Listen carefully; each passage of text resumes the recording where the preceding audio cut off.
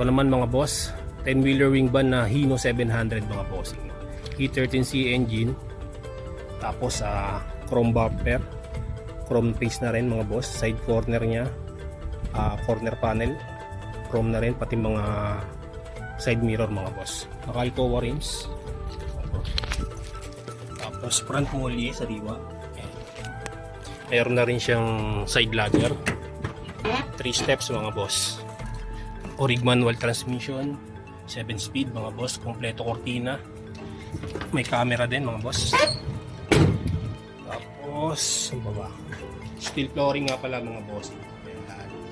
May nakakarga pa sa loob. Sariwa chassis mga boss. Naka 3-liner na side grill, tubular na stainless, Alcoa mags mga boss, 8 studs. And then off center molly mga bossing. Matibay ito mga boss.